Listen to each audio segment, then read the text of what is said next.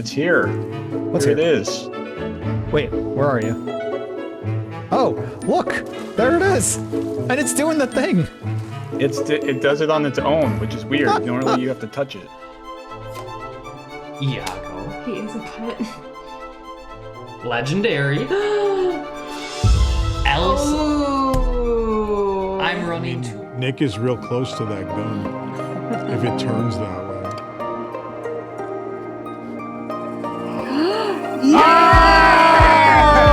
Oh no! Take that.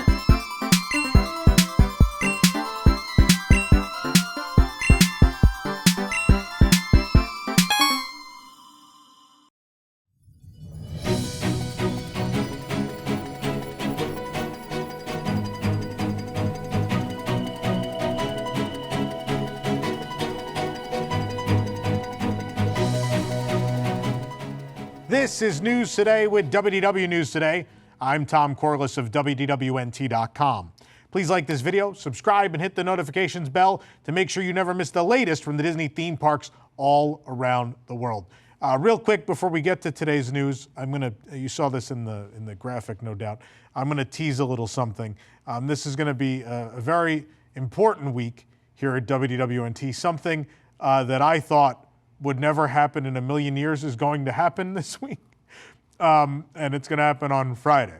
So stay tuned. On Friday, we have some major news about our future. I mean, obviously, in addition to that, we have several other changes we're enacting on the website, here on the show, and other stuff we'll talk about over the course of this week. Maybe we'll even save it for Friday, along with that announcement as well. But some big things are happening, and I don't know if someone's going to be offended by this, but the words hell has frozen over come to mind when I think about what is happening this week. So we'll keep you in the loop. We'll talk about it more later this week, but I wanted to tease it today before things got too hectic around here, as we ease on into the rest of this week. But anyway, here now the news for January 8th, 2024. Give us a guess in the comments.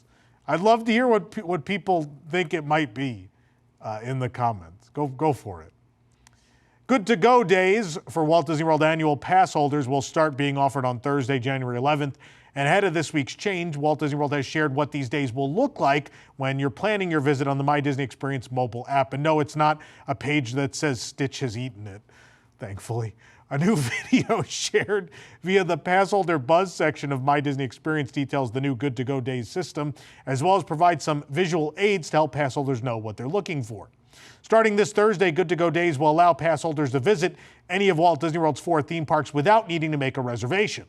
The theme park reservation calendar on the My Disney Experience app will show select days when pass holders can visit the parks without having to worry about making that park pass reservation. These days will be designated with a green circle around the date. On those dates, pass holders will be, quote unquote, good to go. Good to go days will be added to the reservation calendar periodically and can be released days or weeks in advance, so you'll want to check back often. Blockout dates will continue to apply, so keep that in mind when you're planning that your blockout dates do not change. As for all-day Park Hopper access, which returns on January 9th, pass holders can visit a second theme park at any time of day during park hours, but must make a park pass reservation for their first park of the day and enter that park prior to visiting another. If that doesn't work, pass holders can instead wait until after 2 p.m. or visit the park without a reservation on a good-to-go day. This offering excludes Saturdays and Sundays at Magic Kingdom as it has previously. Outside of good-to-go days and park entrance after 2 p.m., a theme park reservation will be required. 2 navigational updates have come to EPCOT. 2 paths are now closed, one permanently and one temporarily. Well, one was supposed to be closed already. It's not, but we'll talk about it. Disney has announced that the northwest path that led from Spaceship Earth and the main entrance of EPCOT to the Seas Pavilion is now permanently closed, or at least it was supposed to be. It originally opened in December of 2019 as a construction bypass, a temporary means of getting into the park. The path took guests on a detour around the nearby Spaceship Earth restroom straight to the Seas Pavilion in order to accommodate that construction in the center of World Celebration. Now that World Celebration has mostly reopened, including the new gardens and Dreamers Point, the temporary path is no longer necessary. Of course, today, though, we went even after Disney announced this and the path was still open. It will close any day now, and it will be permanent. The Epcot Rose Walk, meanwhile, will be temporarily closed for approximately 5 weeks. This is the northwest path between World Celebration and the Rose Walk. The closure is to accommodate the continuing construction and the completion of both Communicore Hall and Communicore Plaza. I think this pretty much confirms, that ain't happening this Friday for Festival of the Arts. Maybe it's going to happen. In 5 weeks, we will be talking a lot about Flower and Garden. So maybe Flower and Garden, we're going to see the opening of those Communicore buildings. While visiting Epcot, we spotted that not just one, but a full-on pair of Crocs had gotten caught in the up escalator at the Land Pavilion, closing the walkway just a week after it had happened with a pair of shoes. Well, actually one shoe in that case. An A-frame sign sits at the top of the escalator in the Land. It reads, "Walkway closed, sorry for the inconvenience." Underneath the sign, we spotted the culprits, a full pair of tie-dye Crocs. The tops of the Crocs were caught inside the escalator's teeth, where the steps fold into the machinery that drives the staircase forward. It's known that Crocs are not the safest footwear to wear while riding an escalator.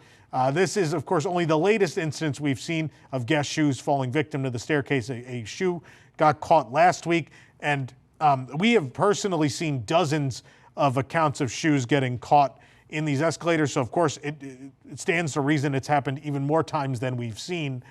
Why is it just this escalator? Why is it always this one? Why does it keep happening? I don't understand. I mean, there's plenty of escalators out in the world, and I feel like none of them are closed as often as this particular one. I don't know why.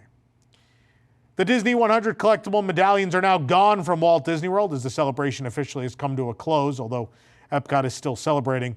On January 1st, though, a couple of the Disney 100 medallions temporarily moved locations before being permanently removed. Now we have a full list of every collectible medallion, including some with new 2024 backgrounds that is available for the new year. Go check it out at WDWNT.com. I can't read the whole list here on the show, but we found them all, and we have a really helpful list for you on the website. This program is brought to you by our official travel agent sponsor, Be Our Guest Vacations.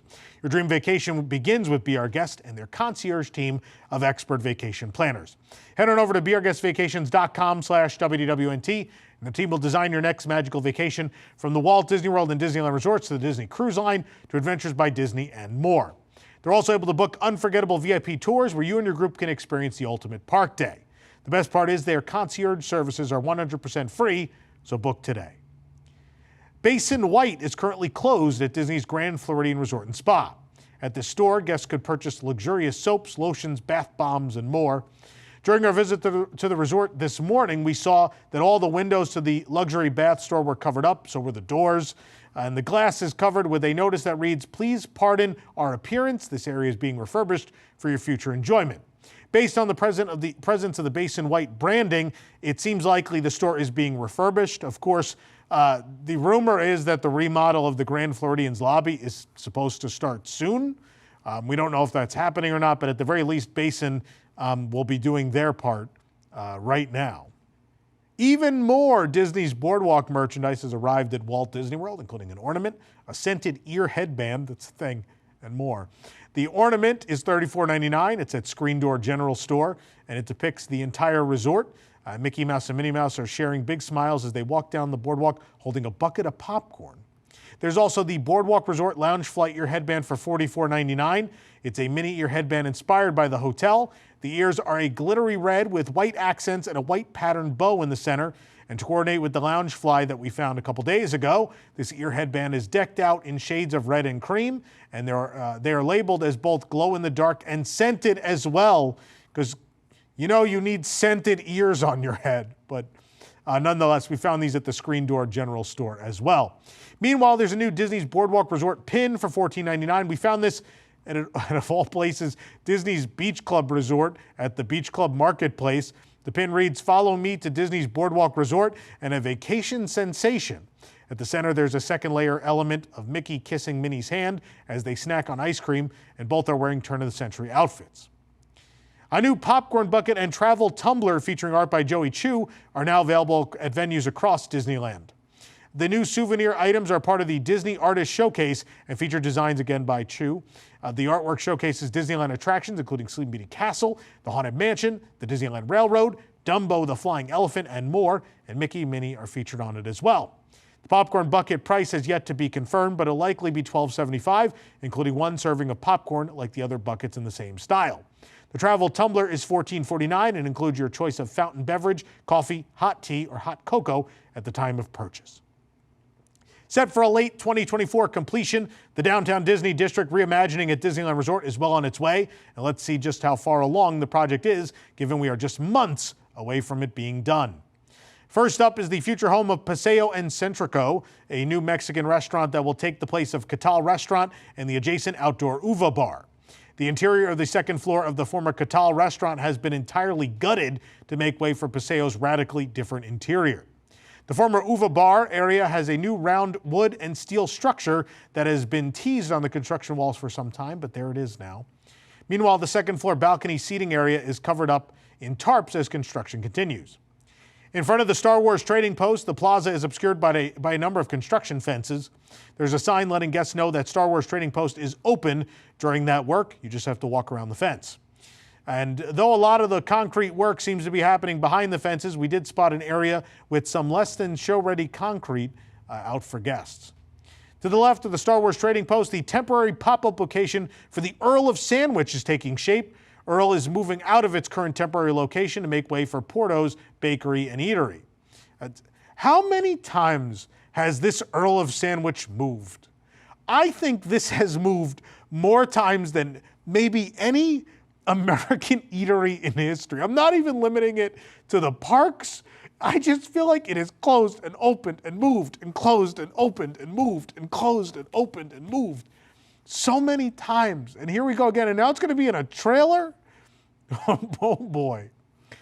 Construction walls continue around the former temporary Wonderground Gallery location in the Downtown Disney Arch.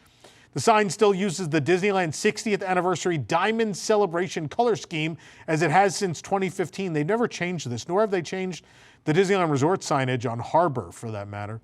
And further down, the walkway to the security has been partially repaved, and the construction wall that was once in place has been removed. Moving to the west end of the Downtown Disney District, much of the stage and lawn area is already open as construction continues behind it. Guests can make use of the seating and covered dining areas in the midst of the reimagining. And finally, not much has changed at the future site of Din Tai Fung since our last visit in December. The establishment is a world-renowned Chinese restaurant known for its soup, dumplings, and noodles. The Downtown Disney update will see a new mid-century space-age style reminiscent of what guests would have experienced when Disneyland opened in the 50s.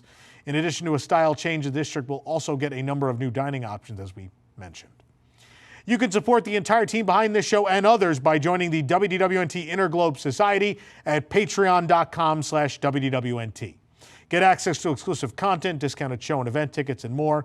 Of course, as you guys know, a number of people work on this show. We have those reporters who are out in the park every single day, the writers and editors that write the stories, the editors who edit this show. Jake back there in the booth, who's mostly playing with Stitch plush while we're filming. I'm joking. He's working. There's so many people, more so than me, that work on this show every week, and your WIGS membership helps support their salaries. So please become a WIGS member and support this show and others today. On the first day of a Disney Cruise Line sailing, the ship's upscale atrium restaurant will serve a special welcome aboard lunch menu. This is in addition to the ship's buffet and counter service locations, but we recommend the table service option in most cases. For our Alaska sailing on the Disney Wonder, this special menu was offered at Tiana's Place. You can check out our full review. You can watch it right here on the channel. We filmed the video. You can also read it at WDWNT.com. Disneyland Paris has debuted their new drone show, the Disney Electrical Sky Parade, as part of their Disney Symphony of Colors celebration. The new show features not only drones that light up the sky, but the drones also shoot out smoke and pyrotechnics now. Videos were shared of the new show by Disneyland Paris President Natasha Rafalski, as well as DLP Report on X. In Rafalski's video, you can see drones making various shapes, including the Blue Fairy, the Casey Jr. Circus Train, Cinderella's Pumpkin Carriage, the Swans, Peach Dragon, and Jolly Roger from Peter Pan. All of these, of course, were floats in the electrical parade. DLP Report also shared exciting photos of the new drone show via X, including this look at the Casey Jr. train soaring over Sleeping Beauty Castle. In this video, you can see the drones shooting out pyrotechnics as they make up those floats from the Main Street Electrical Parade. And at one point in the show, the drones literally form the words Disney Electrical Sky Parade and the drum that used to be in said parade. In this video from DLP Report, you could see that drones are forming the Jolly Roger. Again, they're shooting out those fireworks and smoke. And another section of the show includes the drones forming Cinderella's iconic pumpkin carriage. And one unit of the show includes Pete's Dragon, which the drones, again, make the smoke that would come out of the dragon's nose during the parade. And during the show, a variety of pixel and neon art is projected on the Sleeping Beauty Castle as well. You can watch the full show at WDWNT.com. And for the absolute latest on these stories and all that didn't make it into today's show, be sure to check WDWNT.com and follow us on all your favorite social media platforms. One of those changes that's happening, we're going to talk less about merchandise in general here on the show. We're also going to be posting less merchandise on the website. So if you want to see the latest website, the latest merchandise from Disney World or Disneyland or et cetera, you're going to want to follow those individual socials. So on X or Twitter or on Instagram in the stories, we will post all the new Walt Disney World merchandise there on the WDWNT accounts. Disneyland stuff will be on the Disneyland News Today accounts. This is in an effort to clean up the website a little bit. We know 30 so on stories a day can be a bit much, so you can quickly go through them on social. You don't have to see any ads, you don't have to see anything. And we will leave bigger stories, those that really require you to read to get the whole story. Those will be on our website. And yeah, there will be ads still because we have to pay the bills, we have to pay the reporters and everyone that works very hard to bring you those stories. It's a necessary evil because, you know, we would like to eat. Hope that makes sense. Hope people understand that. But again, so it's going to be so important that in particular you follow either us on Twitter or X on both WDWNT and DLNT. As well, we have a Disney Cruise Line and Universal accounts out there too. You want to follow those too. And then on Instagram, we have accounts for all four of those as well. WDWNT, Disneyland News Today, DCL News Today, and Universal Parks News Today are all on there. Make sure you go follow those. And of course, we're also on TikTok, that too, but that will not be a place where we share every single little thing. The best way to keep up on the news is either visit the site daily and follow those socials, or even just follow those socials because we will post the links to all those stories that do get posted on the website in those places. I hope that makes sense, but that's we're trying to do some different things this year that will benefit you and make things easier for you, the reader and the viewer. And let us know if you're enjoying them in the comments. For the worldwide leader in Disney Parks news, this is Tom Corliss saying, enjoy the rest of your today. Have a great, big, beautiful tomorrow. Now on WDWNT TV, it's Boxed In. Boxed In is a casually chaotic show featuring WDWNT personalities Eric Morton and Jill Diffendahl, unboxing Disney merchandise and viewer packages, along with a few friends and a bossy little Pomeranian. So smash that like button, subscribe and comment, and keep up with the new Disney merchandise releases, seasonal releases, festival merchandise, limited edition merchandise, wishables, pins, and more. Join us Fridays at 7 p.m. Eastern on WDWNT TV.